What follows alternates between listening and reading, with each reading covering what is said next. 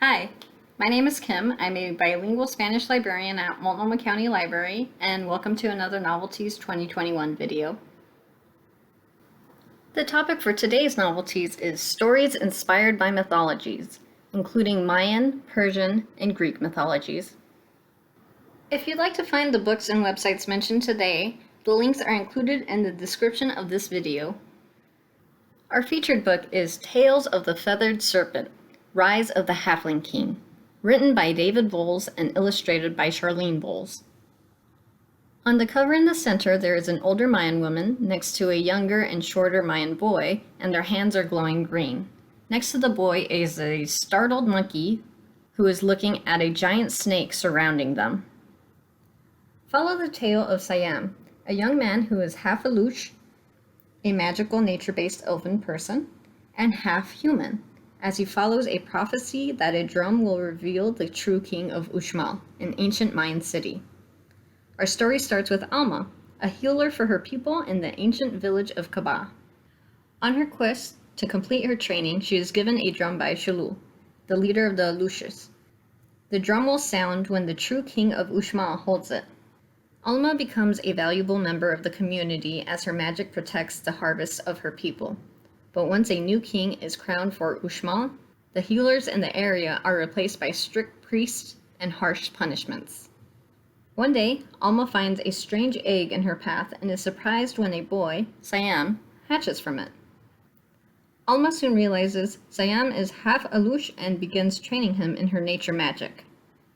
When another nearby kingdom refuses to give in to Uxmal's king, he orders his chief sorcerer to use his magic to make the people bow to Uxmal. The nearby kingdom calls for Alma and Siam's help. Will Alma and Siam be able to save the people? How is Siam related to the prophecy? Who will the drum sound for? Read this graphic novel retelling of Mesoamerican mythology to find out. The Rise of the Halfling King discussion questions. Preserving mythology and history. Bowles describes in his afterword that images, glyphs, and writing systems were used by indigenous cultures in Mesoamerica to record their mythology and history, but that many of those writings were lost when Spanish colonizers burned them. How do we preserve our own stories? What are different ways we can share those stories? How can we honor storytellers from Mesoamerican and Latin American cultures? Magic and power. Alma, Siam, and the king's sorcerer all use magic, but in different ways. How do each contrast with the other in their use of magic? How is magic used for the community? How is it used for power? What are the results of their magic? Some websites to further explore this story. Aztec depictions in pop culture, 500 years after the fall, as presented by Comic-Con at Home 2020. From minutes 5 to 13, you can listen to David Bowles describe the story of the rise of the Halfling King, as well as discuss how he wanted to share stories from a mythology from a culture, such as from Mesoamerica, that is often overlooked or stereotyped for mainstream audiences.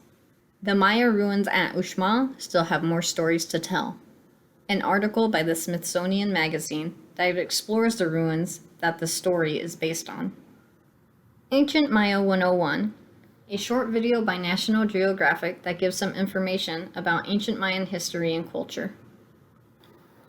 Girl Serpent Thorn by Melissa Bachardust. On the cover, there is a white two-headed snake covered by pink roses and thorns. There is a caption that says, "Sometimes the princess is the monster." The first tale of warning Soraya heard was her own. Her mother had angered a Div, a demon, who cursed Soraya to be born with poisonous skin. She cannot touch a living thing without killing it, except for the flowers her mother brings as gifts.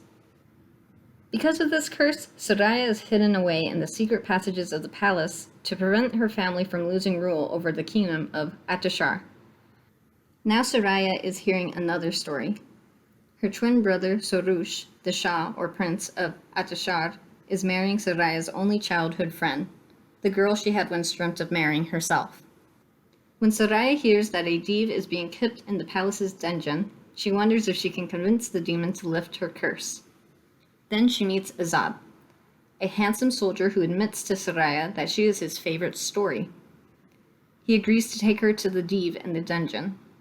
When they meet the Div, they are surprised to see she is a young woman named Parvaneh. Soon, Parvaneh begins to convince Soraya that the story her mother told her about her curse is more lie than truth. But didn't Soraya's mother warn her that a Div can destroy you with a single word? Soraya asks herself who she should trust. What do her feelings toward Azad and Parvaneh mean? Does she actually want to lift the curse? Or is the curse part of her strength?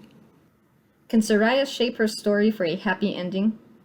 This is a fantasy adventure based on Persian mythology that creates complex characters and hard decisions. Amber and Clay by Laura Amy Schlitz with illustrations by Julia Iredale. On the cover, against a red sky, there is a gold horse on the left and a gold bear on the right. Between the two is a gold lightning bolt. In the foreground near the bottom of the cover, there is a shadow of a girl with wings leading a boy up a rocky hill. At the top of the hill, there are columns. There is an ancient Greek myth by the playwright Aristophanes, as told by Plato, that human beings once had 2 faces, 4 arms, and 4 legs, before they were split in half by the god Zeus, and that those halves are now destined to search for each other. Amber and Clay is partially based on this myth and other Greek mythology. It's a novel mostly told in verse, set in ancient Thessaly that focuses on Rashkos and Melisto. Rashkos, a boy who is as common as Clay, is sold to a wealthy man in Athens as an apprentice without freedom. Melisto is a girl who is as precious as Amber. She is born into nobility, but her defiances lead her to be sent to serve the goddess Artemis. After a series of tragic events, Melisto is sent to free Rashkos. Though she is bound to him, he can't see her. Will Melisto and Rashkos find each other before it's too late? Will they be able to meet between the threshold of life and death? Will they each find their own freedom? This is an emotional adventure told from different perspectives, including from philosopher Socrates and some scheming Greek gods. It explores love, loss, memory, and autonomy with references to classical Greek philosophy and drama throughout. Thank you for watching another Novelties 2021 video. In the description of this video, you'll find links to a full list of the titles from all the Novelties videos, our other school core presentations, and book discussion tips from Multnomah County Library. There is also a link to an evaluation where you can let us know what you think of these videos. We always appreciate hearing your thoughts and how we can improve. Finally, there is a link where you can find out more about School Corps, who we are, and what we can do for you. Thank you again for watching.